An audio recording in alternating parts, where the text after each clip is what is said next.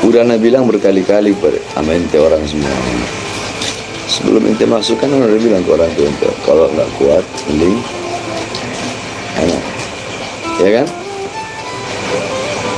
Karena di sini anak ngedidik ente orang itu nggak sama kayak yang lain, yang dididik enak. Banyak tempat-tempat lain, mahat-mahat lain makan sehari 3 kali, tidur kasurnya empuk. Bahkan udah banyak sekarang yang mahat-mahat modern ada AC. Ente orang ada nggak anak bikin seperti itu? Nggak kan? Makan sehari 2 kali, ya. Tidur kasur tipis, kadang di lantai. Ente semua jadi musaidin buat ma'had, khidmat. Ya seperti Abdullah bin Mas'ud bilang, "Dhalaltu taliban fa'azzastu matluban." Aku hina, aku capek, aku susah, aku pahit ketika menuntut ilmu. Tapi setelah itu aku mulia ketika menjadi orang yang dicari ilmu. Ketika menjadi pencari itu susah. Jangankan dalam urusan akhirat, dalam urusan dunia saja, ketika orang itu menjadi pencari harta, susah nggak dia? Ada nggak orang ya bukan, kalau yang kaya dari garis keturunan beda ya. Ada kan orang yang kaya dalam urusan dunianya, harta banyak, melalui jerih payah dia. Sering dengar kan jerih payah? Itu kan dia dari nol kan? Iya kan? Susah nggak dia? Hah? Susah. Tapi setelah dia melewati masa-masa kesusahan itu, dia merasakan pahit nggak dia? Ketika menjadi pencari. Ini kita ngomong pencari harta, pahit nggak? Tapi ketika dia udah banyak hartanya, sehingga orang yang mencari harta dari dia, manis nggak dia? Hina nggak dia waktu jadi pencari?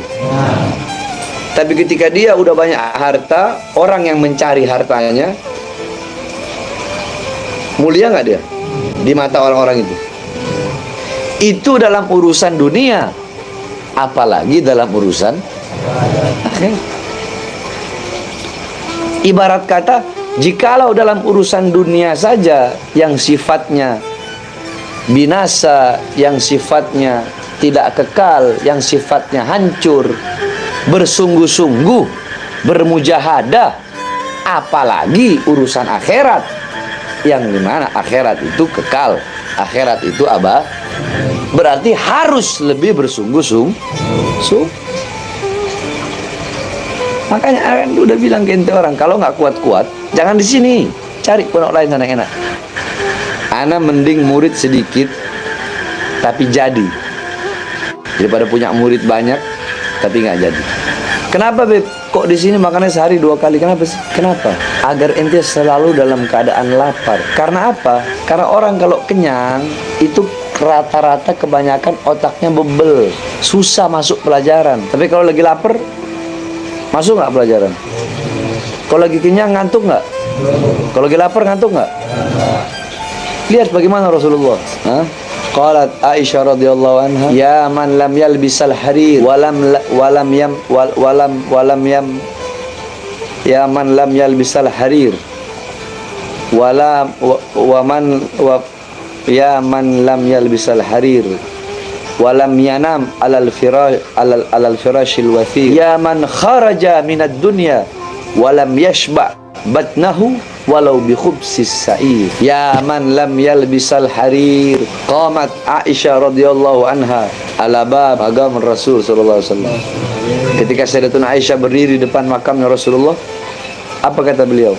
Ya man lam yalbisal harir, wahai seorang manusia yang tidak pernah berpakaian sutra, walam yanam alal firashil wathir, wahai seorang manusia yang tidak pernah tidur di atas kasur yang empuk, tidurnya di atas pelepah kurma. Ya man kharaja minad dunya, wahai seorang manusia yang keluar dari dunia, yang wafat, yang meninggal. Walam yashba batnahu, wafat, meninggal dalam keadaan perutnya kosong, belum masuk sesuatu apapun. walau bi khubsis sa'ir, sekalipun roti kering. Wafat dalam keadaan lapar Rasulullah. Ya man lam yanam tulal layali min khafin naris sa'ir. Wahai seorang manusia yang tidak pernah tidur sepanjang malam karena takut kepada neraka sa'irnya Allah Subhanahu. Rasulullah tidur di atas pelepah kurma. Makanya inti orang, kenapa anak kasih tidur di atas tempat yang keras? Kenapa anak bikin ente orang makan sehari 2 kali? Sayyidina Ali, semua, Sayyidatuna Fatimah, beliau-beliau tidak pernah keseharian dalam keadaan kenyang. Karena anak niat-niat bener-bener mau ngejadiin ente ini orang bener, orang baik, orang soleh, orang alim. Anak nggak mau sia-sia ngajar ente orang. Ente pulang dari sini, keluar dari sini, dakwah di tempat ente orang masing-masing, memberikan manfaat, memberikan ilmu, dakwah. Itu yang anak mau. Makanya anak didik ente dengan tegas, anak didik ente dengan keras, bukan tanpa alasan. Nanti suatu saat ketika ente udah jadi orang, baru ente bakal mikir, oh iya ya, ternyata didikannya Habib Bahar waktu di pondok dulu tuh baru kerasanya sekarang. Sekarang belum. Anak tanya, apakah sadar orang yang sedang bermimpi, dia sadar dia sedang bermimpi? Enggak. Dia sadar mimpi setelah apa? Setelah bangun dari tidurnya. Ketika dia sedang tidur, apakah sadar dia bermimpi? Sadarnya pas kapan? Pas bangun. Nah, ente nggak sadar sekarang nih, belum ente belum sadar, ente belum merasakan. Nanti kalau ente udah keluar, udah dakwah, udah jadi manusia yang memberikan manfaat kepada orang, baru ente bakal sadar. Buah, hasil, manis dari apa yang selama ini ada didik dan anak ajarkan kepada ente orang, baik dalam kehidupan keseharian ente capek, anak tahu. Taklim kadang sampai jam 1 malam, berapa pelajaran, gonta-ganti. Ente pikir anak nggak tahu ente capek? Anak tahu ente capek. Tapi ente harus tahu, anak lebih capek dari ente. Ente lelah, anak lebih lelah dari ente. Ente nguras pikiran, anak lebih nguras pikiran dari ente. Ente nguras tenaga, anak lebih nguras tenaga dari ente. Ente masih mending makan sehari cuma 2 kali. Bakar, anak makan sehari berapa kali? Hah? Sehari berapa kali? Sekali.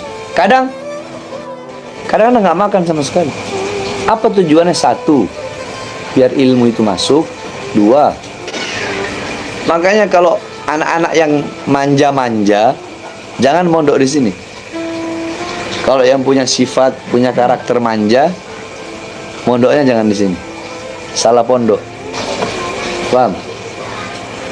Paham Haji? Anak didik akhlak, adab untuk. Jeng, kemana anak? Habis itu, cepat, habis itu langsung mengajar. Kita nggak lama. Paham? Paham? Nah, anak tanya ente orang, siap apa enggak menelan itu semua? Jangan ente Usman, Salman, Haikal jauh-jauh dari Aceh mondok di sini, pulang nggak bawa apa-apa. Anak nggak mau ente orang seperti itu. Abu Bakar, anak-anak yang Kalimantan, ente pulang ke tempat ente masing-masing. Makanya jangan ente ngerasa tegasnya anak ente orang, kerasnya anak ente orang itu kasih sayang untuk ngejadiin ente orang. Ibarat kata kuda yang lagi malas, kuda kalau nggak mau jalan diapain? Diapain? Dipecut. Marahnya anak ente orang itu pecutan, agar ente lebih semangat dalam menuntut ilmu, agar semangat himmahnya ente itu nggak pernah hilang. Anak nggak suka yang lemes-lemes gitu, nggak suka. Ente yang anak-anak Madura, yang anak-anak Sumatera, oke lah kalau kayak daerah Jawa, Jawa Barat, Banten, DKI, seabrak-abrak udah. Ulama-ulamanya, Ustadz, Kiai, Dai, Habaib. Ente Ahmad yang Kalimantan, mana sih Ahmad? ente yang orang Kalimantan dekat Malaysia sana, yang daerah-daerah pelosok, biar ente orang memberikan manfaat ke sana, ente bisa menjelaskan dakwah di sana, buka majelis taklim, buka pondok di sana. Nah itu semua bisa ente dapatkan bil ijtihad, dengan bersungguh-sungguh di sini ya. Tadi itu ente harus siap lapar, siap capek, siap susah. Itu semua bukan tanpa maksud dan tujuan. Coba ente lihat berapa banyak pondok-pondok pesantren masuk 15 juta, 10 juta, daftar 20 juta, sampai ada yang 30 juta. Ente ada daftar bayar? Anak tanya, jawab, ada daftar bayar? Hah? Enggak kan? Cuma beli kitab. Beli apa lagi? Gamis. Beli apa lagi? Kasur. Beli apa lagi? Lemari. Itu tujuan anak. Karena ngelihat banyak pondok-pondok yang masuk daftarnya itu mahal, sehingga sedangkan banyak orang-orang yang nggak sanggup, makanya anak bikin gratis, kecuali kitab, kecuali gamis, karena itu untuk ente. Ente pikir otak anak ini nggak mumet, mikir bagaimana berasnya ente orang, hah? Bagaimana makannya ente orang setiap hari. Ente pikir anak nggak mikir itu, nggak kepikiran di situ. Kalau ente kan nggak mikir itu, ente kan nggak mikir. Ente taunya makan, taklim, bagaimana anak harus ngasih hadiah ustadz-ustadz yang ngajarin ente orang, iya kan? Nah, ente udah dikasih, ibarat kata, enak, ilmu tuh yang ente dapet udah gratis, padahal harusnya salah satu modal salah satu syarat menuntut ilmu apa? Hah?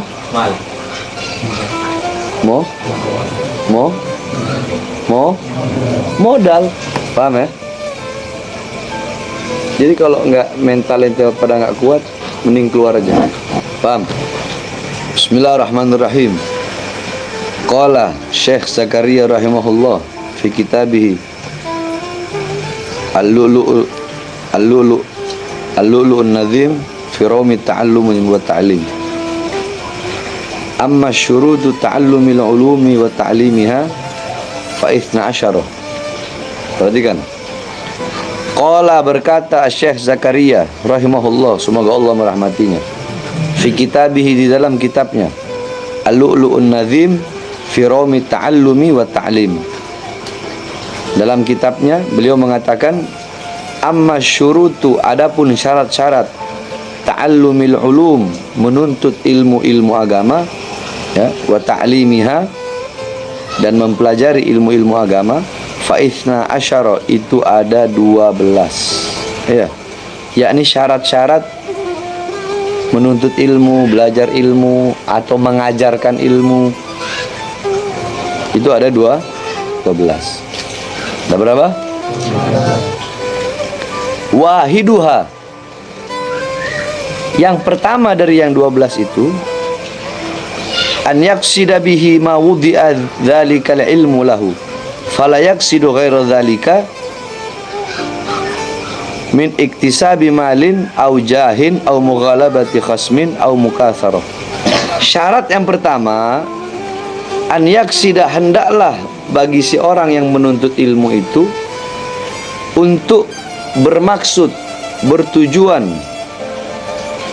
menuntut ilmu dengan maksud daripada ilmu itu sendiri. Jadi hendaklah pasang niat dalam hati menuntut ilmu, ya, menuntut ilmu, niat ngaji untuk maksud daripada ilmu. Maksud daripada ilmu apa maksudnya? Ayo, maksudnya ilmu apa? Limuhiddin, untuk menghidupkan agama. Terus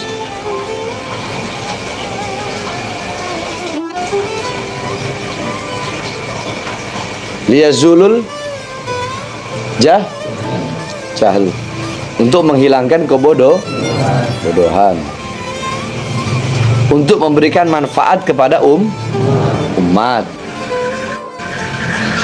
untuk memberikan kebaikan kepada itu maksud ilmu. Nah, jadi maksudkan, yakni ente harus bermaksud, memiliki maksud, memiliki magosid, memiliki tujuan-tujuan dalam menuntut ilmu. Apa tujuannya? Tujuannya adalah untuk maksud dari ilmu itu. Maksudnya apa? Pasang dalam hati ente niat nuntut ilmu karena Allah. Pasang dalam hati ente, ya Allah, saya niat nuntut ilmu untuk menghidupkan agama. Saya niat nuntut ilmu untuk menghilangkan kebodohan dalam diri saya dan kebodohan orang lain. Ya Allah, saya niat menuntut ilmu untuk menyebarkan Islam, menyebarkan dakwah. Liubayyinu mahwal halal wal haram, mal haqq wal batil. Ma bainal haqq wal batil, ma bainal halal wal haram, ma bainal khairi wasyarr, ma bainal manfa'ah wal mafsadah.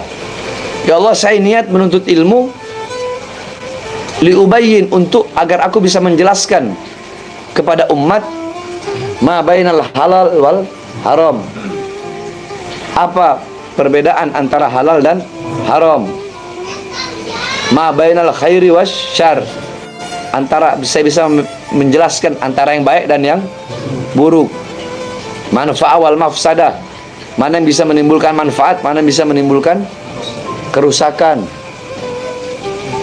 mana yang hak, mana yang batil, mana yang benar, mana yang salah.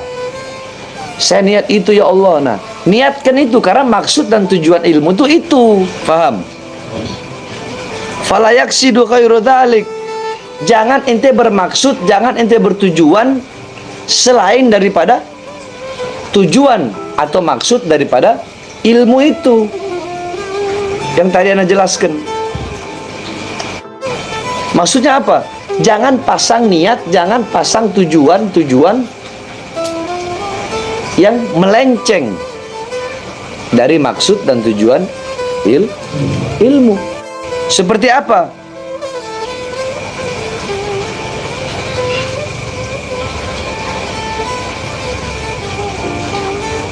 Ghairu min iktisabi malin.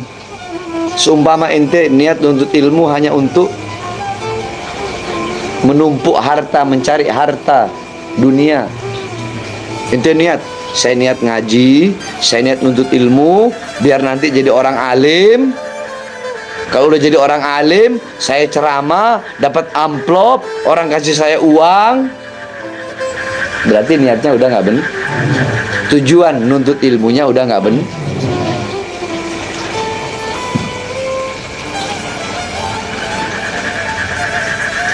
Ya, au jahin.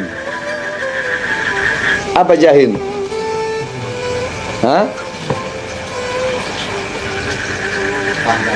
Atau kekuasaan, jabatan, pangkat, syauka, wasatwa. Saya niat nuntut ilmu biar nanti saya bisa jadi ketua MUI. Saya niat nuntut ilmu biar nanti saya punya pangkat, saya punya jabatan, saya punya tahta, saya punya kekuasaan. Berarti niat dan tujuannya udah nggak benar.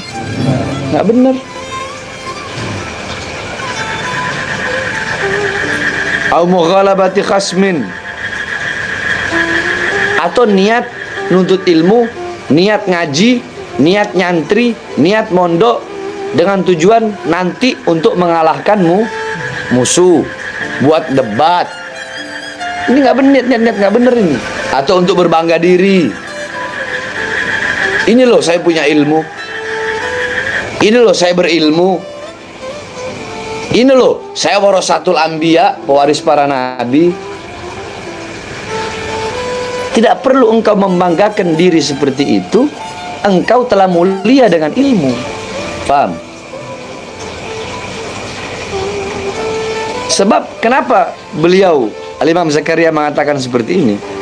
Sebab beliau tahu pada zaman beliau saja, berarti kan kebanyakan ada orang-orang, bukan kebanyakan, ada orang-orang yang menuntut ilmu dengan tujuan tadi, tujuan untuk mengumpulkan harta dunia, ya, atau tujuan untuk jahin, untuk kekuasaan, untuk pangkat dan jabatan, menjadi qadhi pada masa itu atau apa, mughalabati khasmin, atau untuk niat tujuan mengalahkan musuh. Padahal kan harusnya tarkul jidal, meninggalkan perdebatan. Itu adabul alim. Ilmu bukan untuk dipakai untuk berdebat, bukan dipakai untuk mengalahkan musuh, bukan dipakai untuk mengumpulkan harta dunia, bukan dipakai untuk berbangga diri. Bukan hanya ilmu, begitupun nasab,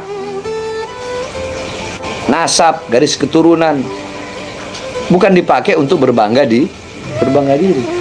Walaupun kita tidak perlu membanggakan nasab, kalau nasabnya mulia ya udah mulia, tanpa dia harus membanggakan. Bagaimana Rasulullah bersabda, ana sayyidu waladi Adam wala fakhr, aku pemimpin seluruh manusia wala fakhr, dan ini bukan suatu kesombongan, ini bukan suatu kebanggaan. Dia berani ngomong Nabi Muhammad sombong, berani ngomong Nabi Muhammad membanggakan diri. Paham tuh? Jadi yang pertama syarat, apa syaratnya? Pasang niat yang pasang tujuan yang baik. Apa itu? Yaitu tujuan bermaksud menuntut ilmu untuk mendapatkan hasil, maksud dan tujuan dari apa maksud dan tujuan daripada ilmu? Ya tadi itu, untuk menghidupkan agama, menghilangkan kebodohan, memberikan manfaat kepada menjelaskan kepada umat mana halal, mana baik, mana hak, mana benar, mana manfaat, mana kerusakan. Itu pasang niat seperti itu. Jangan pasang niat selain daripada itu. Karena apa? Allah thayyib la yuqbal illa thayyib. Allah itu baik dan tidak akan menerima kecuali sesuatu yang baik.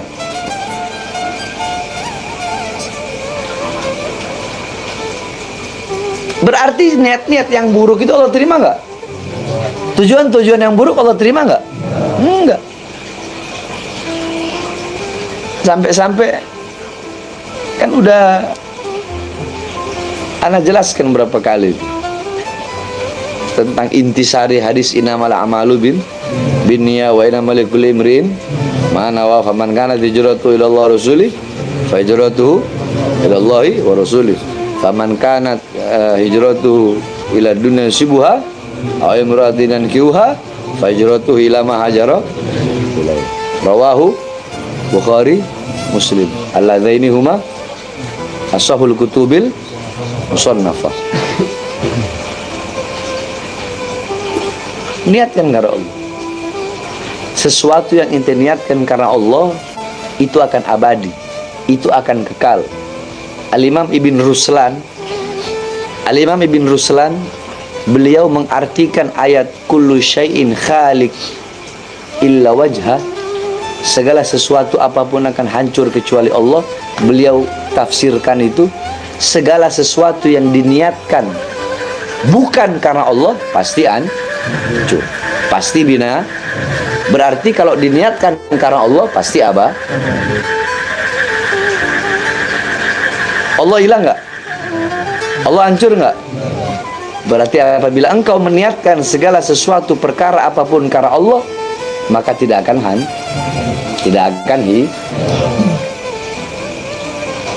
Paham?